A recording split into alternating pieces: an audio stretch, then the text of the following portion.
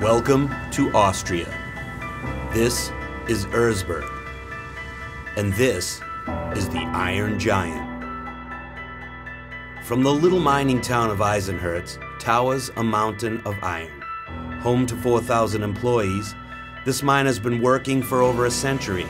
For one long weekend in June, it reclaims its birthright as the most extreme one-day enduro in the world.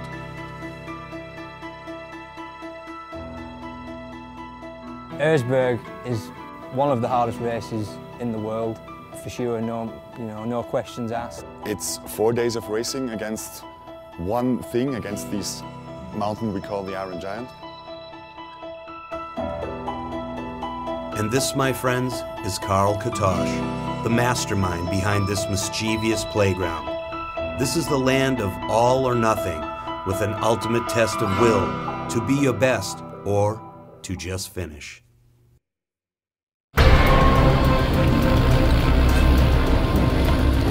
Right off the start, the German Andreas Lettenbelcher uses the power of his BMW 450 four-stroke to hopefully dust the followers in his wake.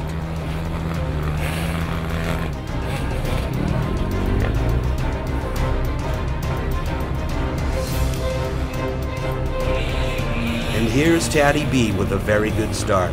He was last year's winner and is in the top 5 on the attack.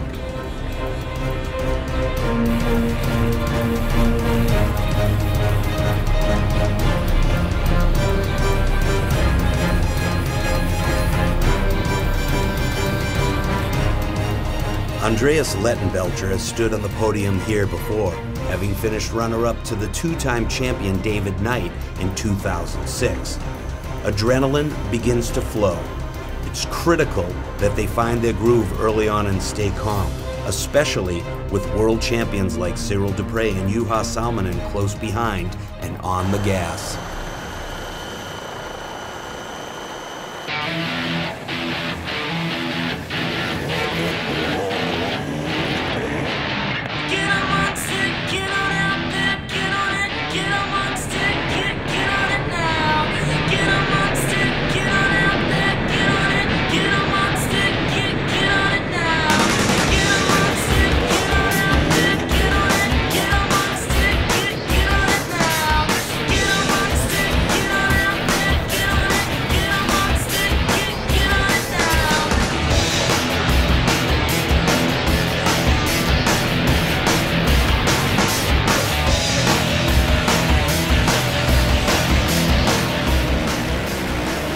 At the beginning, you're angry and you're aggressive. You try to fight it. You fight the guy that's doing the track. You tell yourself, like, I want to show him how to do it. But after a while, you get so exhausted, you're even too exhausted to be angry anymore. So don't think at all, just go. And if you fall over, get up and go again. Don't scream. You will see people screaming out there and shouting at themselves, at others. Save the air. You need them for breathing. Just go.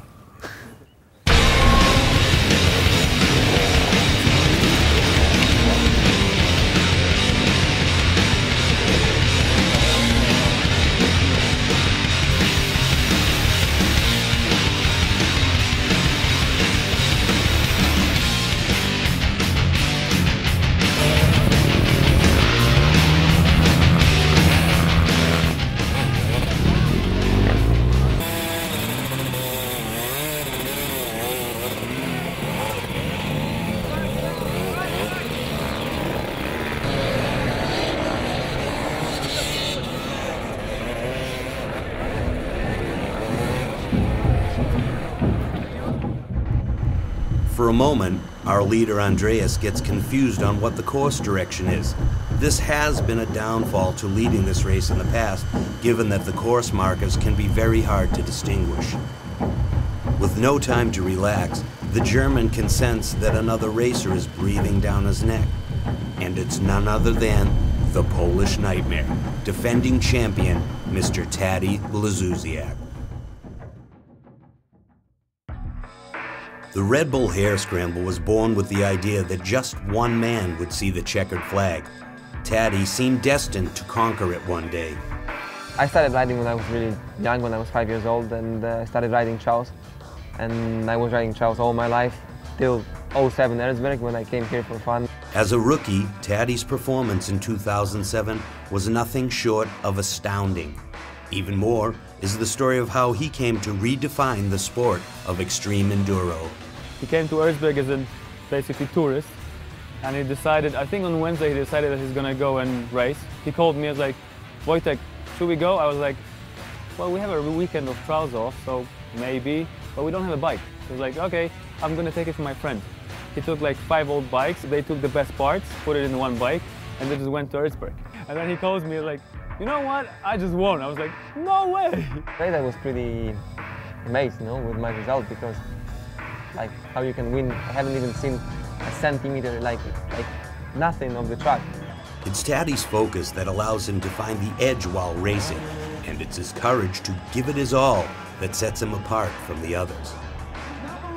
Racing is racing, and I'm trying to stay focused on the line and on the start and try to get a good start, and that's all the things which are going through my mind now.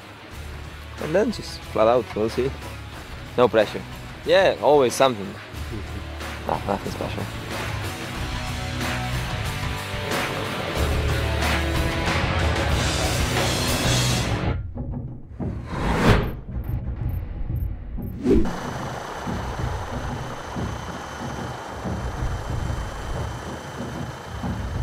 "20 minutes into the race, Andreas is still holding off the Polish Nightmare as they head into another series of climbs the Austrians call Barawane, which is translated into the bathtub. These climbs offer a chance for Andreas to increase his gap on Tadej, hoping he will make a mistake.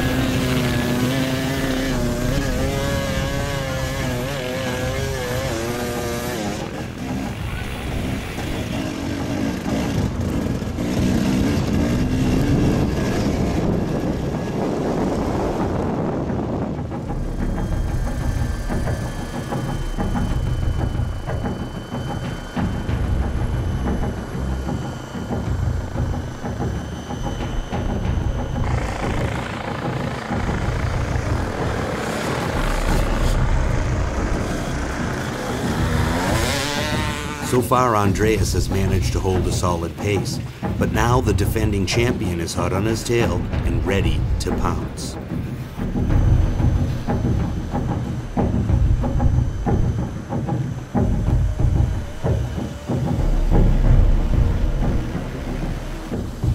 Now comes a moment of truth for Andreas.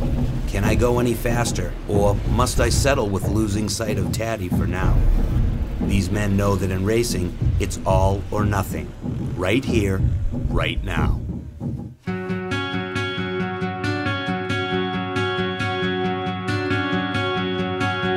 While the leaders march on, most of the other 500 racers who qualified are still having a wicked time on the first set of steep climbs.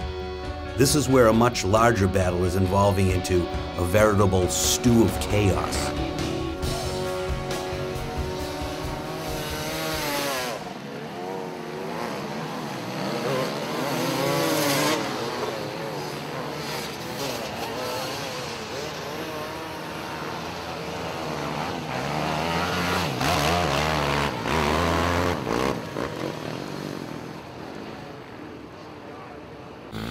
And look, there's our friend Dieter Happ, who is beginning to get violently showered by the Erzberg Gatling gun.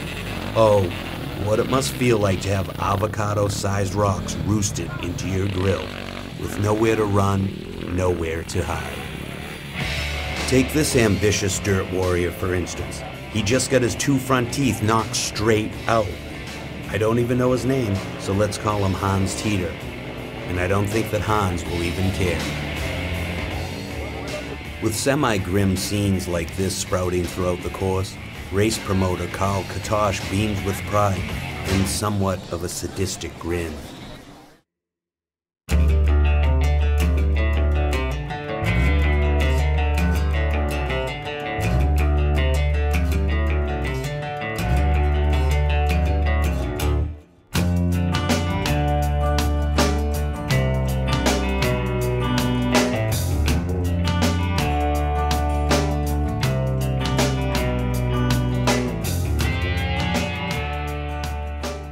When we started to race, enduro racing was basically forbidden in Austria. So we tried to convince the authorities that it's just a nice pleasure thing to go riding on Erzberg, and we introduced it as a safety event. But after the first race, the hospital was pretty much full. So everybody knew that it's probably better positioned as a very tough enduro race. Erzberg was invented by a group of 3 people. One of them is still the race promoter. His name is Karl Katosch. And these guys invented the whole thing in 1994. Wow. And they were really looking after something like unrideable. I think Karl's goal is to have this race once in his lifetime where no one makes the finish, or maybe one guy makes the finish. That's Karl's goal. But there's always 19, 20, 30 guys that mess up his plans. So what he does, he goes back home, he goes around here, finds some new unrideable sections and adds them to the course. And that's how the whole Erzberg is evolving and turning into a monster. You can die alone out there, but you can go through with the help of your friends. I think these guys don't have any regard for safety. I mean, it's like, you go off that, you're gonna die. So it's getting more and more difficult to finish it. And the goal of this guy is definitely to have one guy finish it in 4 hours and have 499 failures. If you ever manage to finish Erzberg within 4 hours, you're a winner. No matter which position you're at. You see the checkered flag at Erzberg, you're a knight. You're a knightly accoladed enduro rider. And that's what everyone goes for.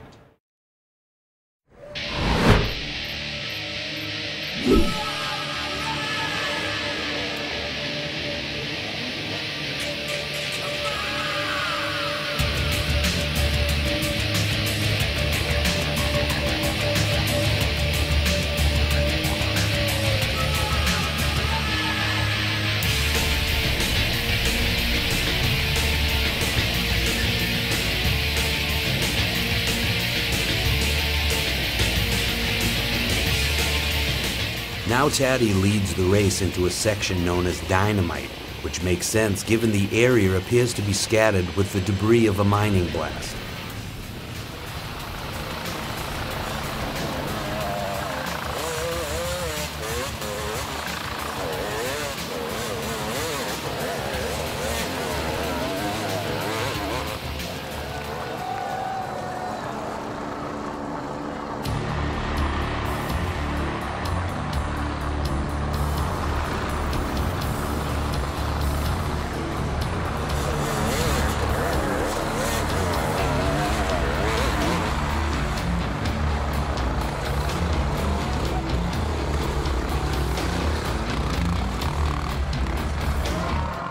As the top two move on, a posse of aggressive riders arrive in succession to give Dynamite a go. These are some of the best extreme enduro races in the world. They include Cyril Dupre from Andorra, Juha Salminen of Finland, Paul Bolton from England, and the German Gerhard Forrester.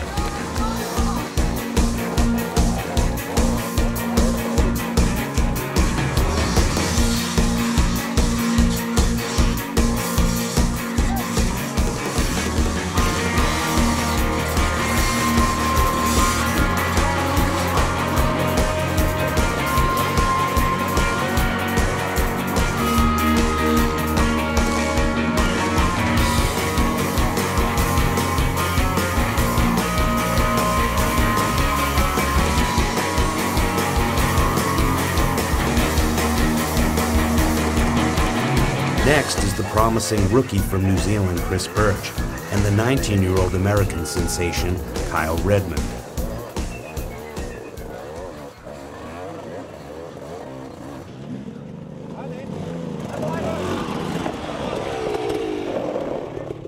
Here we have two young and brave men in quest of a great result.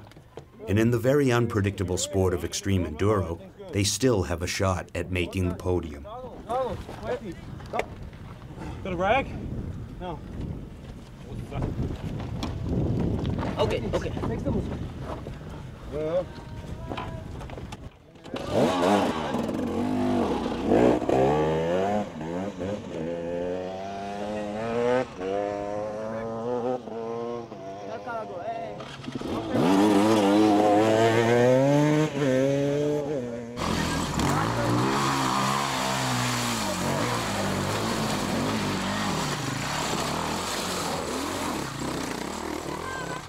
Alain Duclos from Mali, Africa, has been going strong just outside the top 5 until now. This is his first ever extreme enduro race, and the Iron Giant is beginning to suck the life out of him.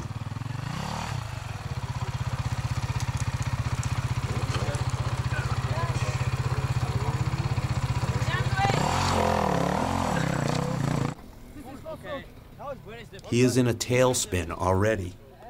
Duclos comes from a desert racing background, having competed in the legendary Dakar Rally. But these are not the sand dunes of Mauritania. Water, please. Now he cooks in the heart of Austria, plunging himself even deeper into a twisted adventure that has just begun.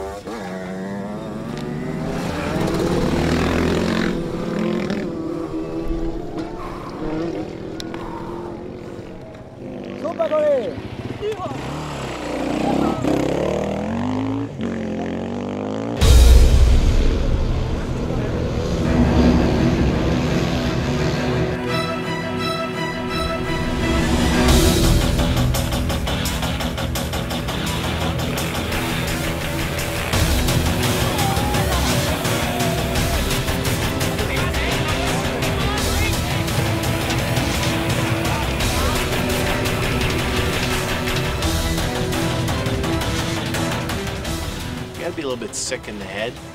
There's a lot of people that would just look at this and go, why would you do this? I don't know, I guess you've got to be a certain type of person to think that's fun, but there's a lot of them here, 1,500 of them here.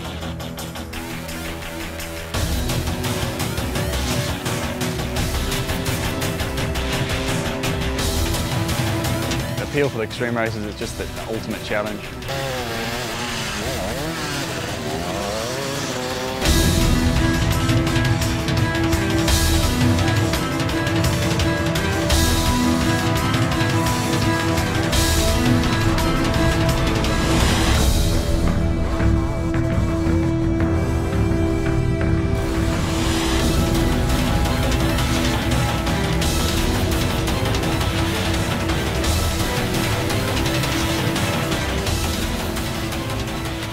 And in England we always try to get up the biggest things we can find, and everything's a challenge. We don't shy away from that.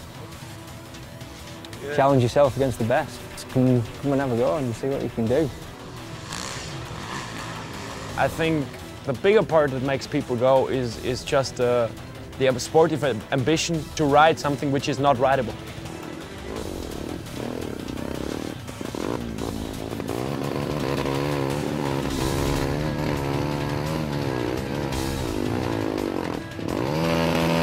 course, masochism is a bit of the game, because if we wouldn't have that, you would just turn around after half the course, even if you're good. If you don't have the determination just to keep going, if you're not that type of person, then you wouldn't be here. It's something that just comes from within. I mean, it's death before DNA. It's just a thing that enduro riders have in their body that, you know, giving up is just not an option. If you give up, you're not a true enduro rider. You should be a motocross rider.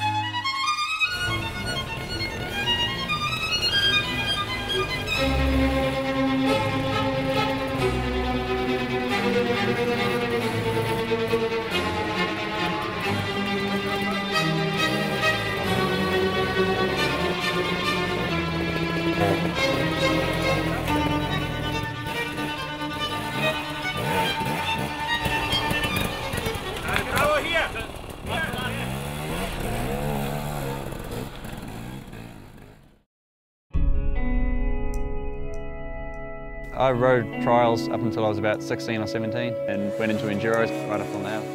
In the last year or so, started getting out of New Zealand and doing the extreme rides, and it's getting really, really fun. Really found my niche, found what I like. The extreme rides are awesome. And this is one of the most extreme ones going.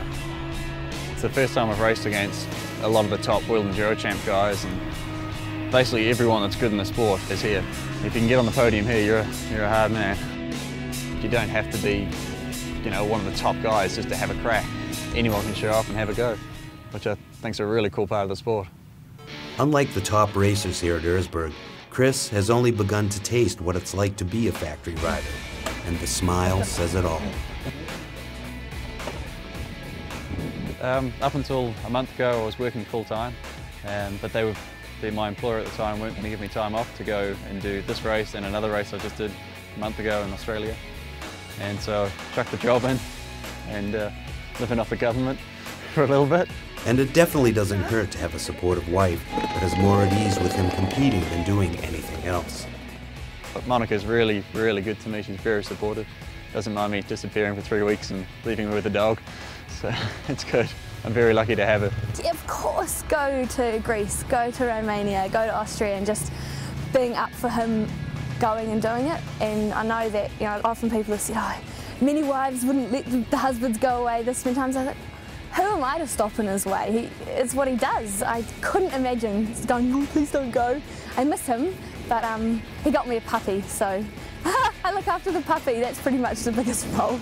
I think she gets more nervous that I'm just going to do something stupid, like just lose my wallet and not be able to get home or miss a flight. Or I think she realises once I get here and get on the bike, I'll be okay. It's more the stuff leading up to it that I think she worries about. Maybe she knows me too well.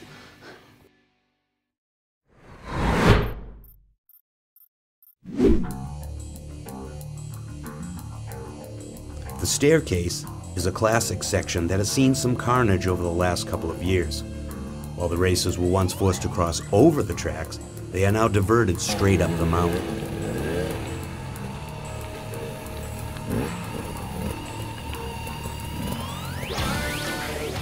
This is a deceptive ploy by the mastermind Katosh, as they are now forced to endure a seemingly never-ending series of brutal switchbacks. The purpose of this course seems to be designed to sap the racers of all their energy, effectively cutting the field in half once again. Yet Taddy is unfazed as he makes it look easy, blazing up the steep mountainside. He even appears to be gaining strength, as if to be drawing it straight from the Iron Giant itself.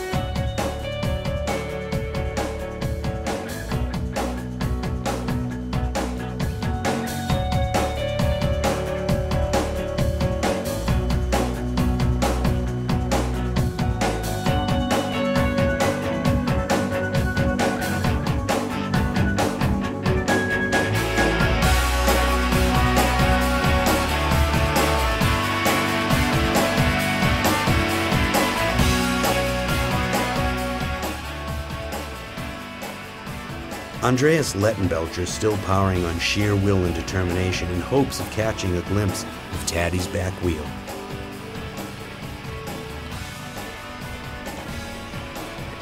Just behind him, the race intensifies as Juha Salminen and Paul Bolton have maintained their positions in the front of the pack.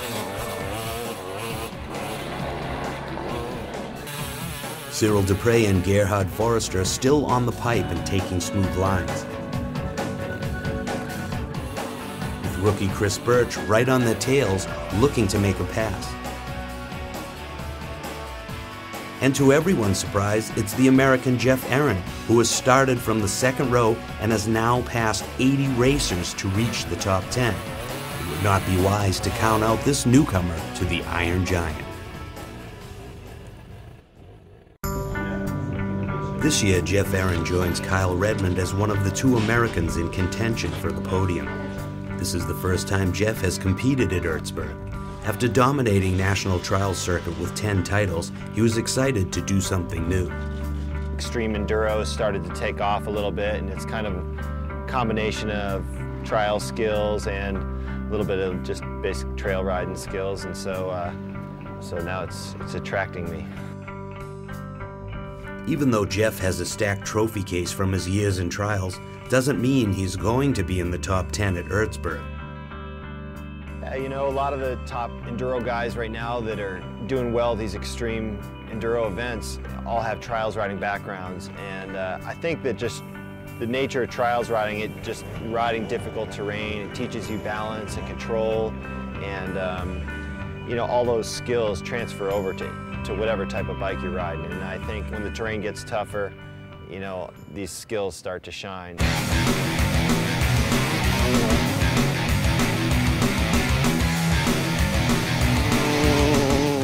My expectations, I'm trying to keep it kind of light. I want to try to have fun with the sport. You know, I'm a trials rider, so when it gets technical and nasty, hopefully my skills will shine. The speed sections are probably the scariest, just because the risk goes up. I got to ride a little over my head. That's a little scary. My goal is to finish the event and kind of see if it's something that I can be more competitive at in the future.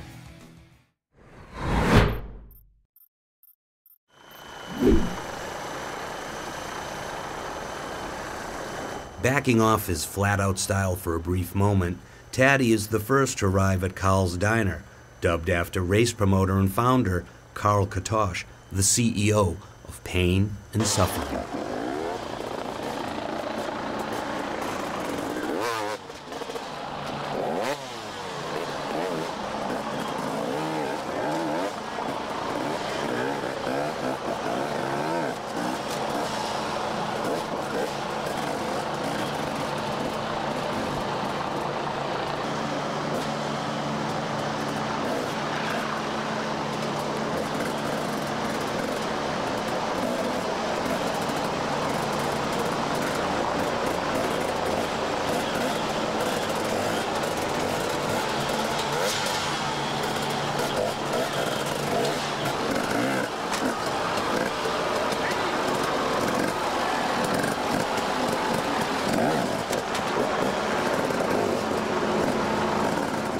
Taddy has opted to run a trial-style tire on the back wheel to enhance his traction through the rocks.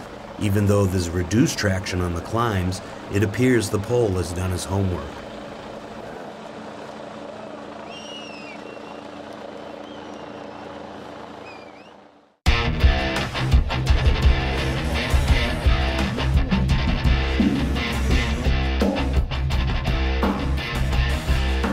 Actually, our grandfather that started the bike. Then was our father that raced, but just for fun. Then it was me that I went to the racing national level. Taddy started just after me. And then I broke a few bones. And Taddy was really good. So we just decided that we're going to put all the power in the better one. And then here we are. He's a really good guy to be, hanging around with. He doesn't talk about himself too much. My name is Borat. I'm from Kazakhstan. He's not a stuck-up, for sure. Great success. Especially right now, over last year, it was big changes, all the interviews, journalists, and all the press, it's a lot of things. So some people would think that maybe he would, just flip and think, well, I'm a star. No way, he actually turned the other way around. He was like, it's all good, but I still have to do the hard work. I don't know if I'm really talented or if I'm working hard. For sure, I'm doing both. I don't know all of the talent. I just know the thing I have to do to be at the top, and I just work as hard as I can. But in the end, it works. So it's cool.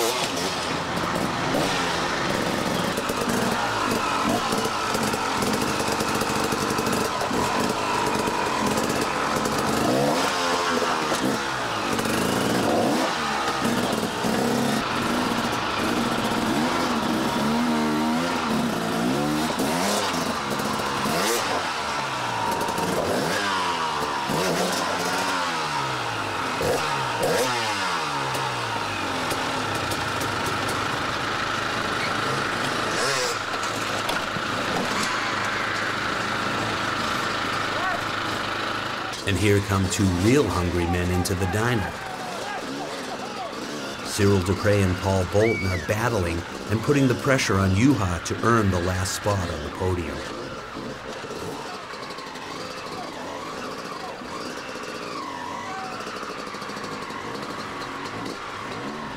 Bolton plots his route like a student solving a calculus equation.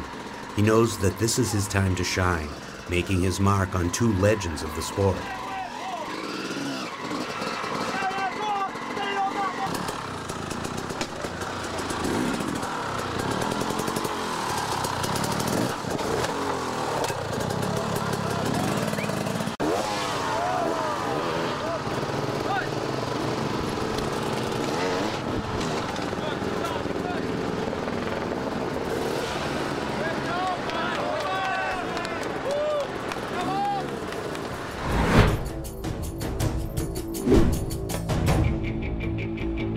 As Taddy arrives at a new section named the Roof of Africa, he continues to ride like he's in second place, chasing a leader who isn't even there. With his flat-out attitude and an eye for precision, he takes a quick check of his rear wheel to grab every bit of traction he can. Now he's set to get after it.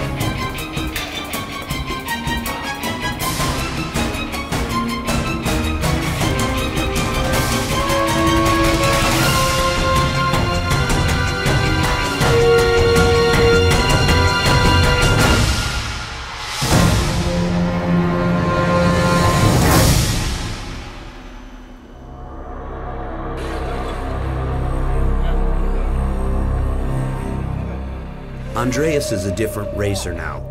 The Karl Katosch evil funhouse is beginning to take its toll on the German. But don't count Andreas out. He has been riding hard with one foot peg like a warrior. He will never quit.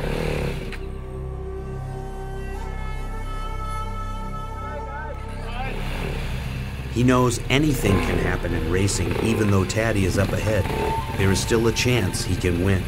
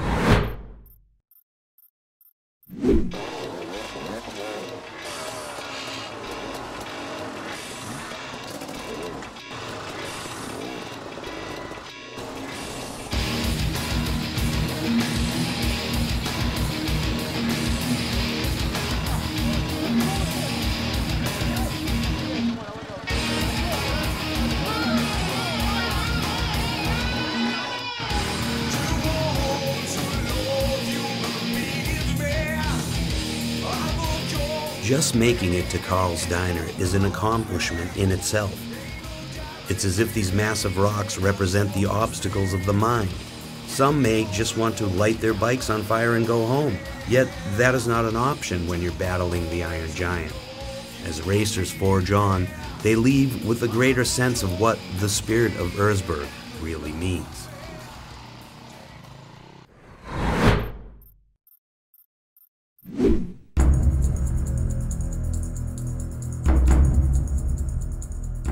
Back at the stair-step section, racers stage for a shot at another wicked switchback up this ridiculously steep climb. At times, the bikes and the riders are taking turns suffering.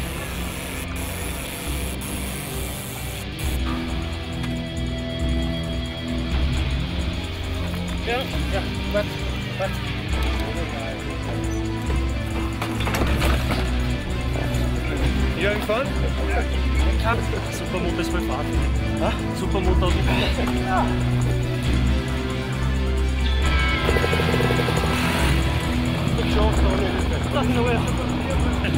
You having fun?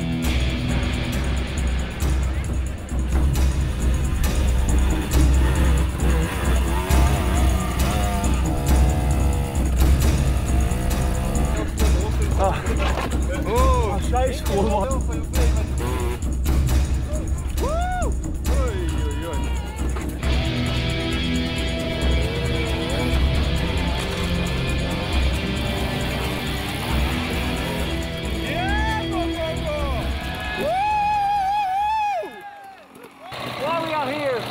Because we are living for this, because I like it. This is my life.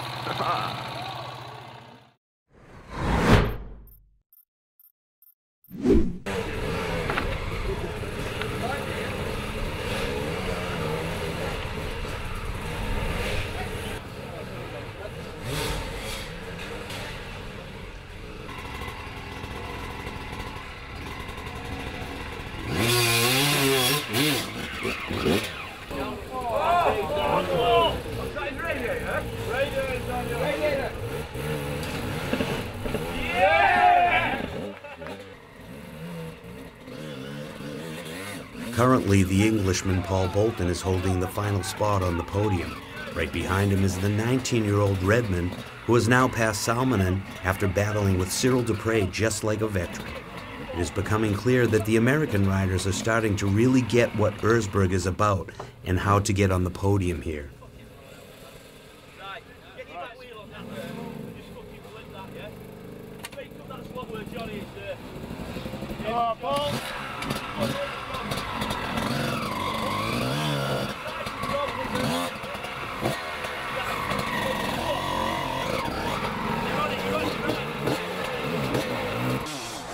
Young gun Redmond works desperately hard to catch Bolton in this aggressive terrain.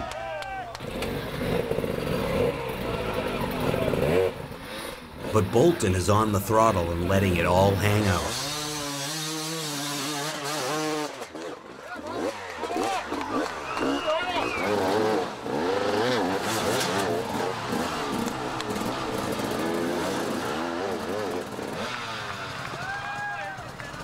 Kyle is racing with a fast and reckless style and is leaving nothing behind in his effort to chase down the miraculous Bolton.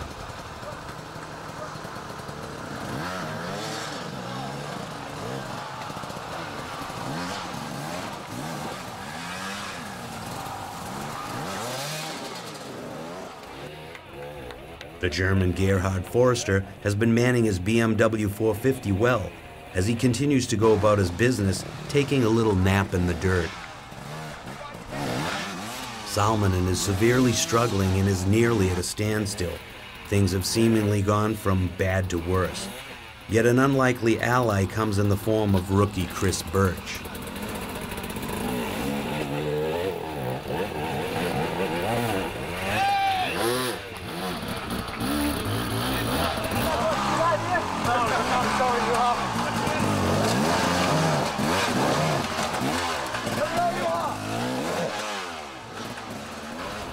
Just as these two are getting to know each other, another racer blows by them both. Unbelievable! It's American Jeff Aaron, who started from the second row. Wow. Jeff is making good use of his all-wheel drive Christini and has now launched himself into podium contention.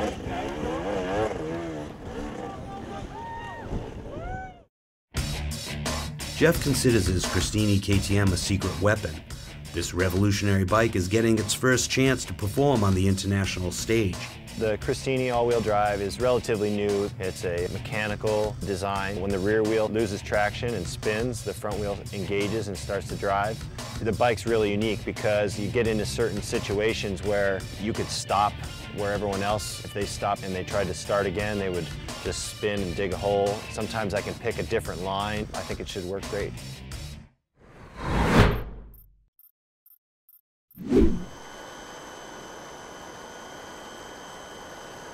Rijdwagenklam is the last severe test for these gallant racers.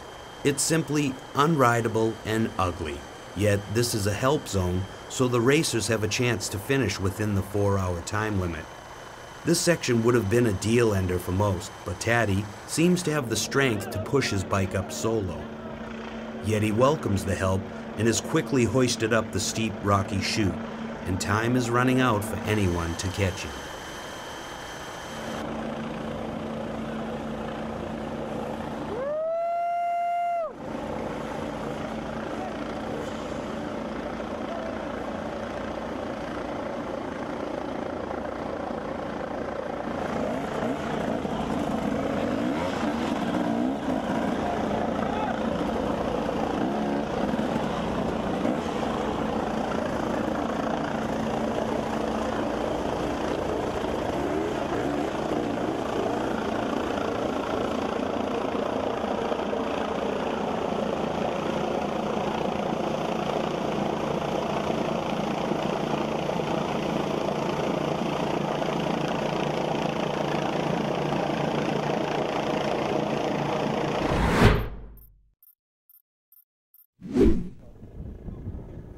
Back at the Roof of Africa, Chris Birch is paying his dues as a rookie with the legendary Juha Salminen.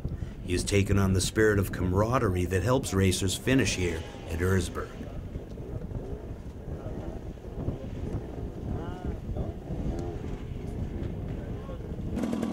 I never thought I'd be teaming up with Juha Salminen.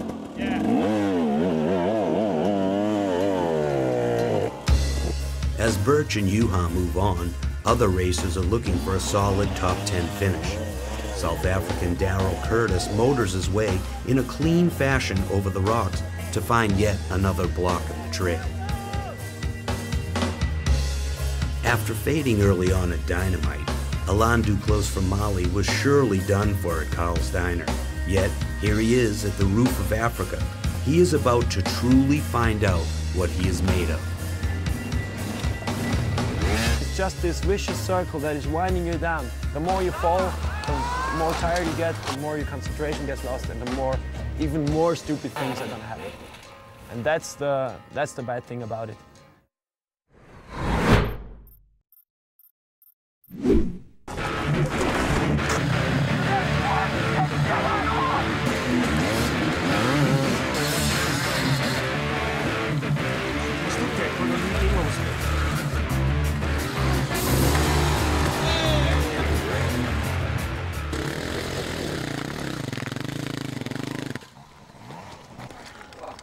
Oh, I want my mum.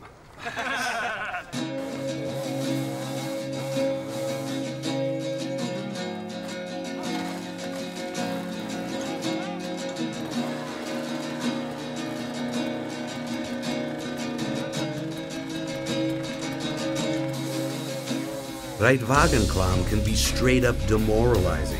Although this is a help zone, racers are mentally and physically crushed, barely able to even hold themselves up. The KTM racer Duclos has completely run out of gas. He has forgotten his name and is unable to carry on. He knew it was going to be a rough one, but he hung it out.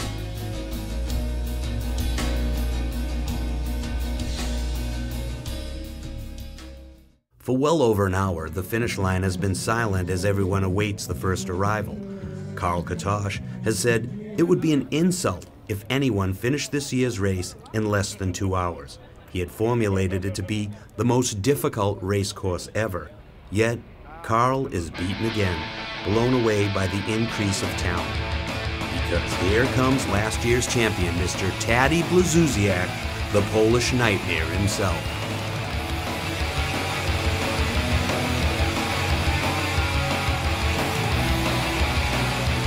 This man continues to set a new standard in the sport as a humble champion who just loves to ride. And he does it with that Tadej style, flair, and panache.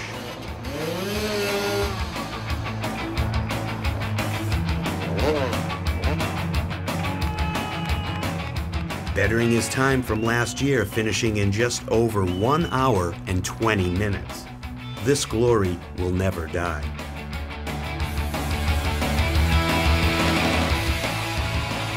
"15 minutes later, the heroic Andreas Lettenbelcher arrives full of passion.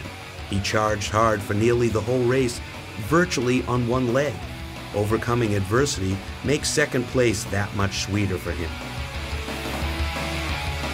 And then there is the dashing Brit Paul Bolton taking the last spot on the podium. After bashing his knee, he was nearly done for. 19 seconds later comes Cyril Dupre with a stellar performance. His teammate and competitor, Tadej B, knows what Dupre has endured on this glorious day, and he is right there to pay respect and congratulate him. Kyle Redmond of Lake Hughes, California is the first American to hit the finish line. To finish in the top 5 after a second year is a huge accomplishment. 1 hour, 45 minutes, and 32 seconds. That is how long it took Jeff Aaron to come from the second row and finish with a respectable 6th place. The resilient Gerhard Forrester would finish 45 seconds behind Jeff Aaron. Then, just 2 minutes later, New Zealander Chris Birch would conquer the Iron Giant. But this is when Chris's real moment to shine came. Rather than relaxing, he went back out on the course to do what he could do to help other riders finish.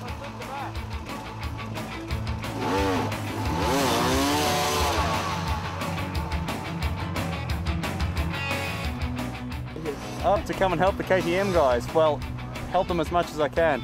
Because I think that's what Enduros is about. It's not a bunch of assholes. We help each other. We're good people. So I'm going to go and help Jesus down here. If I help a guy called Jesus, it'll do me good later in life. South African Daryl Curtis comes through in flying colors along with Juha Salminen, who put out a big effort to finish. And this would be the 37th finisher out of 500 that started the Red Bull Hare Scramble today. Omar Al-Hassad crosses the line with less than 1 minute to go till the horn blows.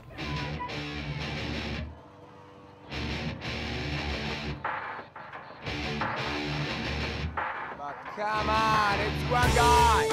Katosh has now raised the red flag, just as a couple of racers have arrived. But this race is over. Having come all that way to be denied in the last 50 feet is demoralizing. I did finish. Maybe not on the time, but I did finish.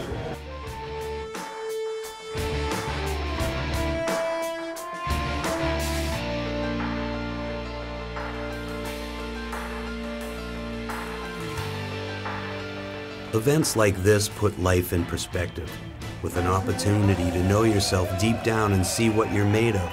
These racers have put in the work to be the best. They never settle and push themselves to new limits while living life to the fullest. When it's your time, remember to go flat out and never quit.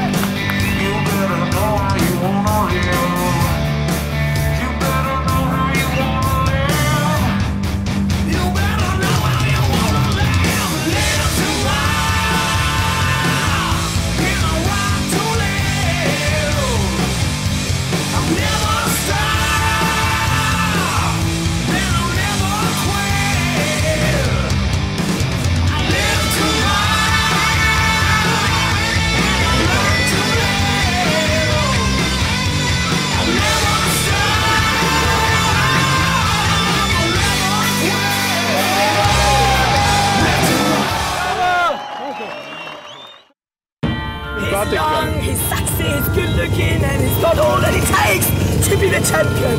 Woo! Okay. Classic guy. Go to Sleepy Time.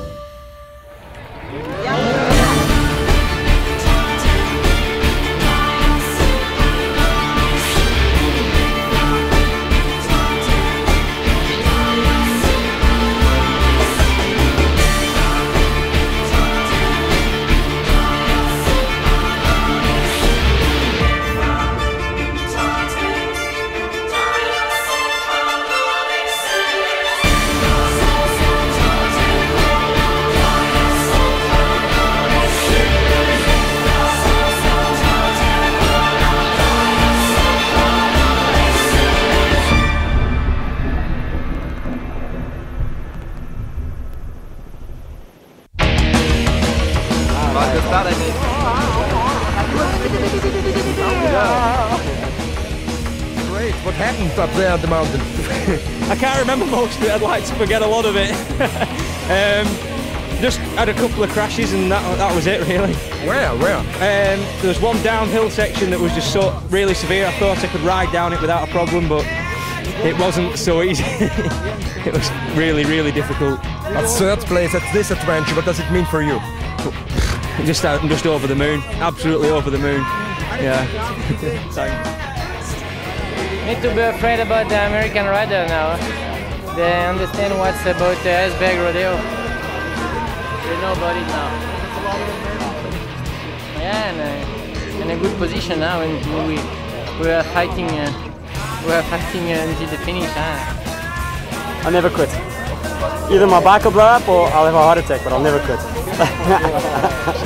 Good job. I was riding a Newhouse helmet and I think I got a bit caught up in the moment. Next thing I knew I was smoked, so I had to take it easy for a bit and then sort of came right again. Yeah, pretty stoked to get here. It was awesome.